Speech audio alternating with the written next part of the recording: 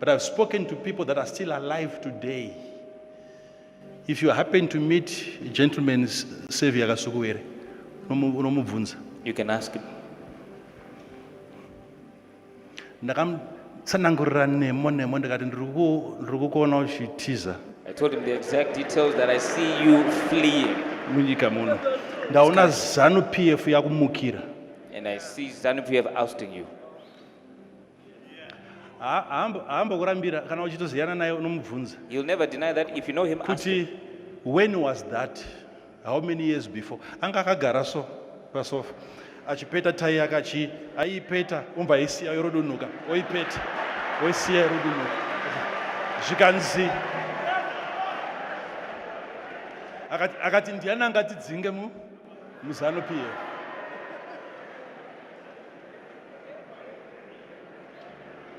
I have so much respect for him. So much respect for him. So much respect for Walter Mzembe. It's unfortunate. Page iroro richagaina attraction. That gainer attraction unotsvaga mablogger anazigo ovabhadhara anazigo ma50 nema100 ekupota vachiposta tumavidhiyo futi tumwe chetepo anazigo saka unotomupa uchipinda mumotikari yekuhaya omudza kuti isa caption yekuti binga isina noise anazigo vanopera 1 week vachikuposta anazigo uchiita sekudaro. I can guarantee you that within 2 months unonge wine a minimum of 80,000 followers on social media. Lokubatikadare anazigo. Ladies and gentlemen, as you know, kuti inini zvepolitics ndakambosiya ndakambosvipa Sabbath ndichazodzoka kupolitics muna 2028 pama-election ndonge ariko because animaiziva. I've just come back because Prophet Makandiwa has given something which might be of interest to me, vapa what I would call a prophetic political advice to President E.D. Mnangagwa, and I say that respectfully, kuti Prophet Makandiwa has given it respectfully, and this concerning vanhu vakaita sana Sevia Kasukuwere and Walter Mzembe who are in exile, whether it's self-imposed or whatever you can interpret it, but they are not in the country. And Prophet Makandiwa vari kutaura not only to President Mnangagwa but to everyone else ari kuteerera zvandiri kutaura izvi. Unogona ngoine vanhu vausina kuregerera or vanofila kunge una kuvaregerera or something of that sort kuti vabudise mu that type of jail. So he is saying that we've got a lot of good brains in Zimbabwe, we've got a lot of good people who are in diaspora who, if we bring them back in Zimbabwe, that unity, that kudzoswa kwebrain drain kunoona kubatsira kuti nyika yedu iende mberi. And based on that is admonishing kuti forgive these guys, these guys they are harmless, these guys kana vatori kure ndo panenge patori neproblem, kana vatori padhuze zvato zvino zviri nani. I don't know how you interpret this message, but for me this is just a prophetic political advice from Prophet Makandiwa. So we are just going to watch the video. I'm not going to comment a lot because in the Sabbath politics mchandowana muna 2028 ndichiona kuti zvakamira sei. Vanotamba magame panana Spin City, ana Aviator, ana Dala tundege tuchi kana wine license racho. Play these virtual games on Spin City. Join today kana usina kujoina. You use promo code rinonzi ZIGO and then unobvaona account yako wototanga kuita mari dzako nhasi kana unogona kurohwa mari nhasi. You just need an inbox or a Miko Cash account kuitira kuti kana wawina ndo maunotora mari dzako. Kune vanhu hobo wakawina ma50, ma100, ma2000 zvingwenda neya makawina. You are sending messages to me mchinditi ZIGO tutatsa withdraw mari dzedu. You just need to link your account yako yeko cash kana kuti inbox or use service line iri kubuda ipapa unokwanisa kuva contacta vane Spin City and they will be available and ready to help you. For now, regarding what Prophet Makandiwa vari kupa what type of prophetic political advice to the leadership that is in Zimbabwe concerning those who might be self-exiled. Tell me what you think, subscribe to this channel and we'll be good to go. But I've spoken to people that are still alive today. If you happen to meet a gentleman's savior Kasukuwere, unomubvunza. You can ask him. Ndakamtsanangurira nemo ndikati ndiri kukuona uchitiza. I told him the exact details that I see you fleeing. Munyika muno. Ndaona ZANU-PF yakumukira. And I see ZANU-PF ousting you. haamba kurambira kana uchitoziyana naye unomubvunza You'll never deny that. If you know him, ask him. kuti when was that, how many years before. Anga akagara so pasofa achipeta tai yake aipeta umba isiya yorodunuka oipeta oisiya yorodunuka zvikanzi akati ndiani angatidzinge muzano piye.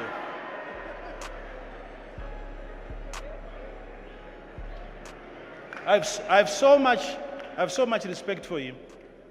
So much respect for him. So much respect for Walter Mzembe. It's unfortunate Ngwari in a foreign land. It's unfortunate As that we they're in a speak. foreign land, as we speak. But you look at Walter Mzembe, he's harmless. He's pure.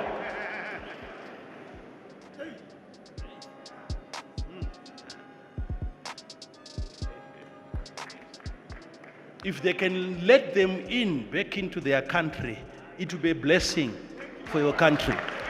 There is nothing wrong with that. Hakuna munhu ane power kunze kwepower ramungatomupa. There's no one who has any power outside of the power you give him.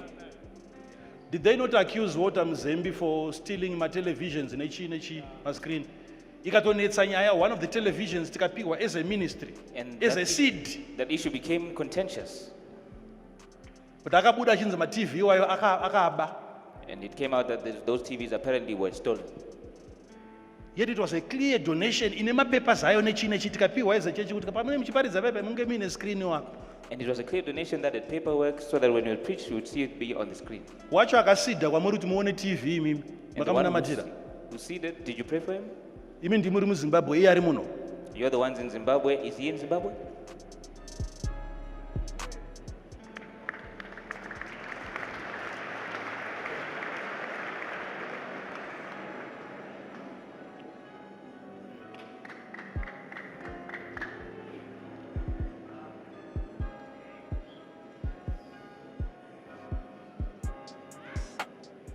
Zimbabwe inawo maropafadzo iyi. Zimbabwe is full of blessings. Dzosai vana venyu vari kudiaspora vese nevari kushanda kunana UK nevari kushanda kupi. Bring your children back from the diaspora. Maropafadzo enyika akabuda iyo, i-education yenyika yakabuda iyoyo. Those are the blessings of the country that have left. That's the education of the country that has left.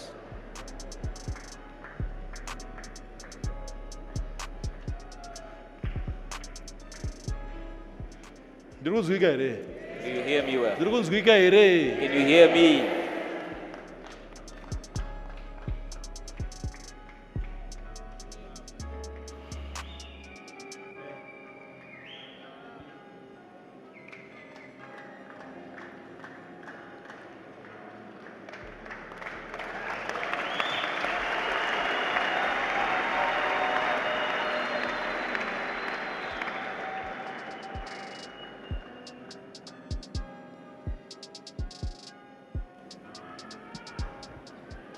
Ndakaenda ndakambokudza story yangu. Ndakaenda ndikanoona the head of intelligence. I went and I saw the head of intelligence. Many years before the current president became the president. Ndakati ndipei access kumukuru ndinomutsanangurire pane zvakati. And I asked for access to the president. Handakutanga kuvaudza, ndakatanga nongoti ndakuona mukuru zvikanzi inyaya yei. Ndakati inyaya yavo zvikanzi ndoda kuti ndivasvitseka vazive kuti nyaya yacho. Ndakati dzese dzandouya nadzo inyaya chaidzo. Imuri kundiudzira here kuti vanhu vese zvino izvi Are you telling me that everybody vari padhuze nemukuru wenyika that is close to the head of the country were for him? were for him? Ndiri kubvunzai ka mushe neshona kuti I'm imi asking- mukufunga kwenyu vese right now vakati kwati napresident In your imagination, is everybody who's close to the president? vangari vapresident. Was he an ally of the president? Some of them were even bigger enemies to him. Huh?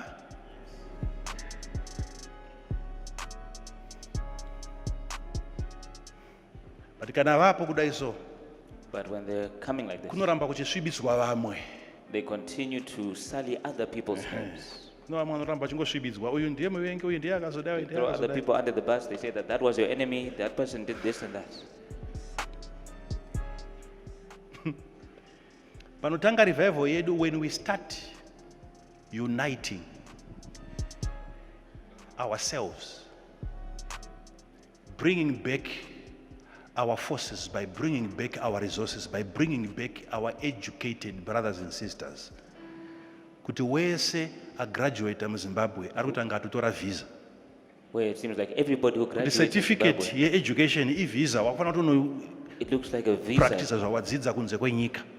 You are forced to When we practice what you learned start outside bringing the country. back everyone,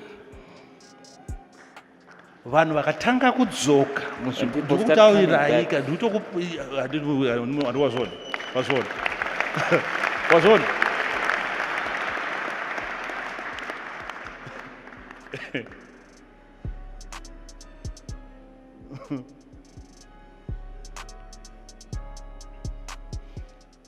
we have people in exile who are not even enemies of this country, who are not.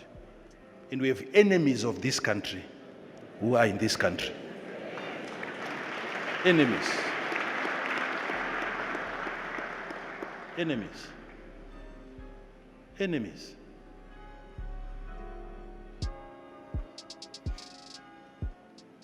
Enemies, real enemies, enemies who are around.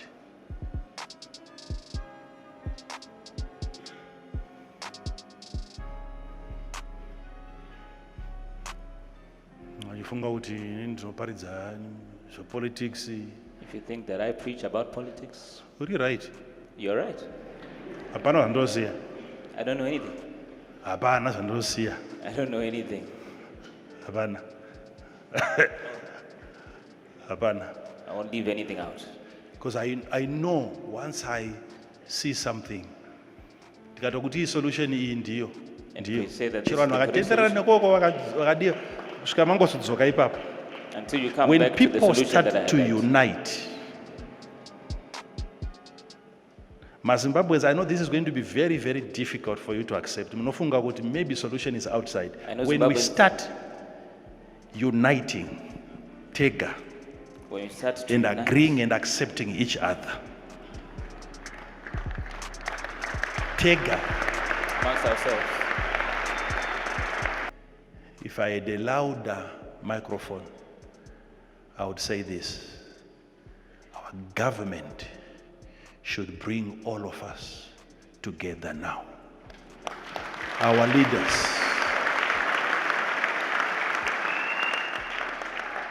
even the people that we perceive to be enemies, we should bring them together. They should come together. And we start loving each other. The power of that love will make this nation governable. Governable. Governable. Andina pandinombotaura ndichinzi ndiri kufevha uyo, ndiri kuda uyo, ndiri kuda uyo. And I've always maintained my position in God. And when you hear me giving me an advice, ingavengwe misinterpret. Zvandataura zvese izvi Maybe zvichakwana mu 2 minutes. everything Zvese that I've said so far can be collapsed into 2 minutes.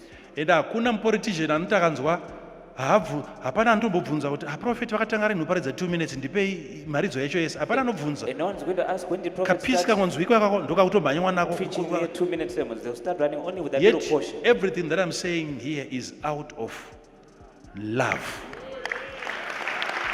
Love. It's out of love. Ngati protectane. Let's protect each other. If our leaders can succeed in uniting us, because they can. I'm saying this because they can. God has given them that power to unite. I'm telling you, this power is in the hands right now, even of the president. Vanaro simba iroro. He has that power. How do I know? President anomuka achikonya musoro oti amnesty. The president wakes up and just thinks of having an amnesty. Tokupa a good example. It's a good example. Ukaona president anoti amnesty kunzi vhurirai vanhu vari mujeri. Amnesty is simply saying, let's release the people that are in. Ane 20 years ari kubuda. Somebody Ane with 5 years ari kubuda. 5-year sentence. Asarwa ne 15 years ari kubuda. Inonzi amnesty. Someone with Power 15 years rinopiwa remaining. leader. Hatisi kuti ara prophet. It's not just the Maprophets prophets. anoti vanoda kuzvitaura namwari, Mwari ega ndiye anoregerera. Apa tutaura If president. prophets do it, you say that they're trying to equate themselves to God. We're talking about presidents. Ane power rokuti Having munhu the power. aregererwa ngaabude. To say that a criminal is forgiven, let him come out of jail. Out of Vanhu prison. vane mhosva votobuda ende hakuna anobvunza zvinonzi ndakariliswa paamnesty. And no one can question that. The person says, I was released. Isimba during the rinopiwa amnesty." vanhu naMwari. And that's power given to people by God. Ndo demonstration yekuti munhu iyeye akada That's the demonstration that if that person so wills kuti tiwirirane for tinowirirana. us to be unified, we can be unified.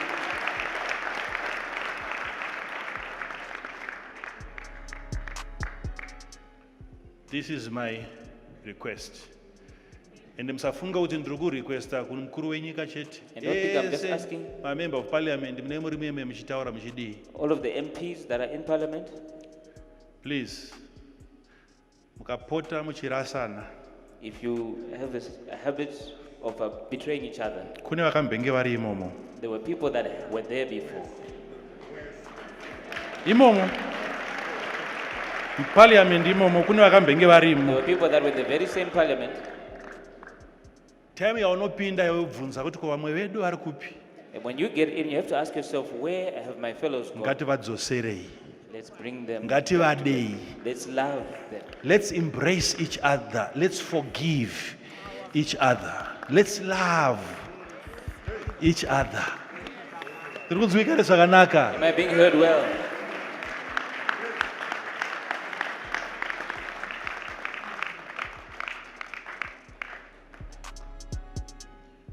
Ini ndakamboona wani I've seen before vakaya moyo Mr. Kaya Moyo vadzoka musystem wani.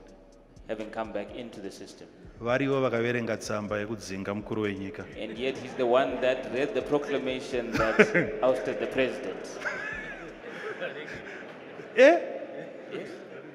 Muverengi wetsamba kuti The one who the vice read president has been fired. the proclamation that the vice president has been fired. Think about that. So it means this system has the capacity to forgive. Go ahead and finish what you have started and forgive. This is what is going to weaken your enemies when you love them. Vamwe vacho vakaramba vari kure uko nekoko nekoko vanenge vachingoskima. If some of them remain too far from you, they will continue scheming. Love them. Draw them nigh. Let them work. If they are abroad, let them come back to their country. Let them enjoy their families. Here, they will do you nothing. God is protecting you. The hand of God is upon you. They will never do anything to you. Let's finish this process of love, this process of reconciliation.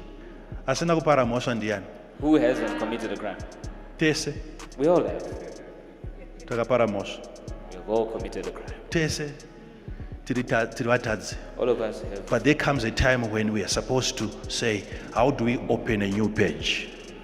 Once that page is opened, we can start to see the light. Kuti kwatiri kuenda ndekuku. That this is where Tikatanga muZimbabwe kungotanga kungoti kudanana, if we start in Zimbabwe, kubatsirana, loving each other, kuprotectana, helping each other, protecting, kusanyeyana, not gossiping about each kusafungirana, other, not speaking the kusanyepa words of about your neighbor, not lying kusabvuma zvinhu zvisina evidence. not accepting Uchirambira people hama yako zvaunongonzwa usakurumbidze kungobvuma. and where you Out stand of and love. out for someone. Tikangodaro hapana chinoti stopa, hapana chinoti destroyer If we do futi. that, we are Hapana. unstoppable. We cannot be destroyed Hapana. again. Nothing. Hapana. Nothing can destroy.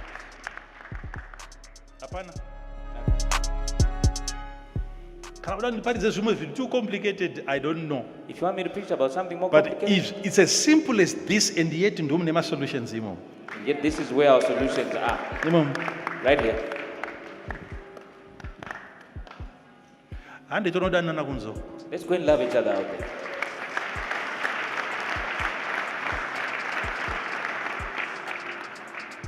Handi, Let's go. handi, Let's go. handi. Let's go. Indaifamba rwendo nababa vangu sekuru Makandiwa. Tese tabva village yakwakati. Tokrosa mavillage netsoka. Journey with my father, Sekuru Makandiwa, from one village Tichisvika pamba, on foot.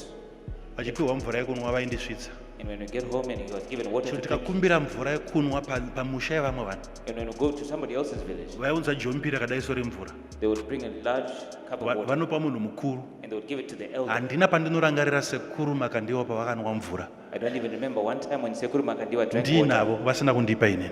without him first having given it to me. Ini zvaindiremera kuti mukuru ndiye anofanira kunwa, but mukuru aiti kuti ndakura ndaona nyika ndararama, It was difficult, nyika iyi ndeyako, but here the mentality that he's grown is, mukana wako wokurarama inwa mvura. this is your opportunity.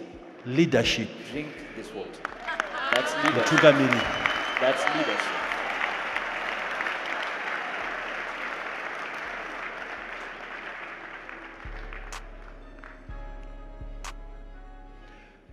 Taizviziva tese pamusha kuti ukanzwa sekuru Makandiwa hapana pavapedza kudya vasina kuti vakomana umwe muriwo uri kuno.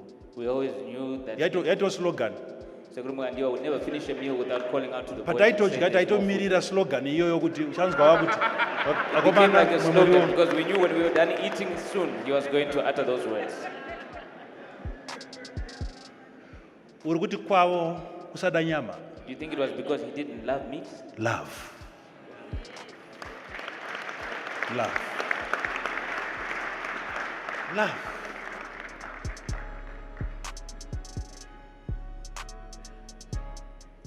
Love. Unomuda here munhu agere pedyo neoyo. Do you love the person seated next to you? Dai ndisipo inini muri tu munogara mese here. If I wasn't there, it was just the two of you, would we sit together?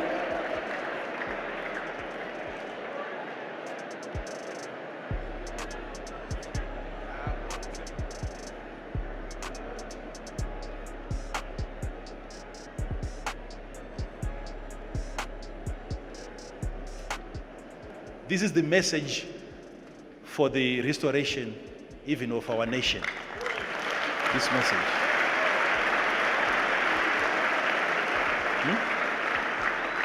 Yes.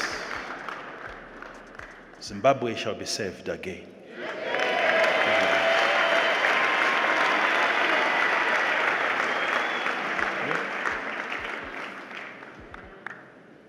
Once we become one. One. One. One. One. One. All of us will look, if we can look up to one structure, one leadership, and we love each other, and we support and we go forward. Nothing can ever stop us. Nothing. Nothing.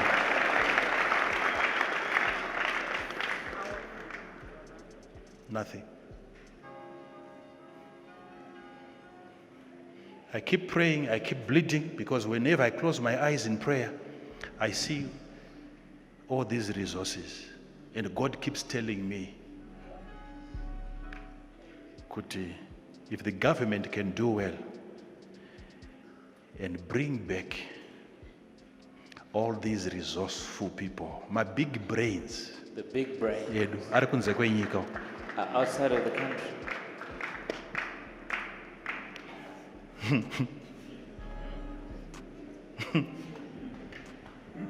hazvifanire kuitika kuti It should never happen munhu wese aita mari anofanira kutiza munyika. that every person that prospers must leave that Hazvifanire country. kuitika izvozvo. It should never happen. Vanhu ngavadzoke, mari dzavo ngavadzidyire munyika mavo. Let people come back, let them enjoy that money in their country.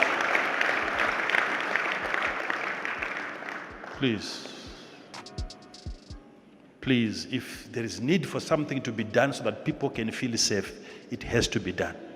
We must invest in making sure people feel safe. Safe.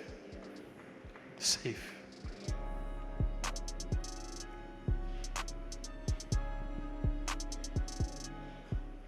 Seko, kana uchifunga kuti ndiri kungotaura zvongotiwo ndatsvaga nyaya dzepolitics inachii? If you think I'm just talking, You will I'm see looking that for something that's not political my to say. style. I only open my mouth when there is a proper backup, when God has confirmed it, and I know there is so much in this country where the citizens at some point must learn to say, we are sorry to their leadership. And the leadership must be on their knees and apologize to the citizens and say, we are sorry. We are sorry.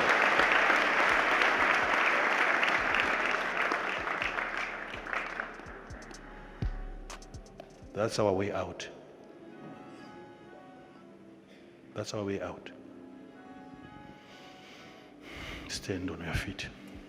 Ladies and gentlemen, it's now 2025, and the first thing that I do is to remind you that I'm still a proud brand ambassador of Logos Solar Tech. Today, ndamboenda nawo kuti vanoinstalla inonzi Zigo package. Inonzi Zigo package because it was first installed kumba kwangu, and it's exclusively products inema must batteries, must inverters, must what handisi expect, handisi nyatsoziva. Saka ndauya na Mr. Kechi, an expert wekulogo Solar Tech, timbovabvunza kuti zvakamira sei. Yakamira sei package yedu? So Zico package is a 3.2 kVA solar system in a just must products. So this package, it powers a 0.5 horsepower bore pump. It powers a class A fridge, power TV. You buy a power my lights, energy saver lights up to 15. And then zvese entertainment. Charge some phone, my laptops, Wi-Fi, zvese zvinenge zvingori ngwengwengwe. Is it affordable because Zigo represent the economic class here? Very affordable. This package, yes, a fixed and supply price, it goes for 1,480. Zvese zvapera. Exactly. Alright, koma package vane mari vanenge vachinzana sei? Kana takuenda pamusoro apa titakudawo from 5 kVA 6.2 kVA, of which yedu isusu inotangira pa $2,400 ndo inova iyo ye 5 kVA. And then toenda pamusoro tenge takuitawo ma 10 kilowatt solar systems, of which aya anenge akuitawo ma prices anoendera nekudesignwa kunenge kwaitwa solar system yacho.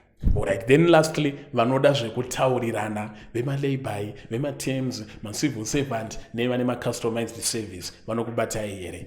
So kana makuda pakutwa zvema-payment plan facilities or credit facility, with just 1.5 you can have this solar system. What deposit 70% of 1.5, and then the balance we attend in 2 months wobva wapedza unakirwa wako nemagetsi ako.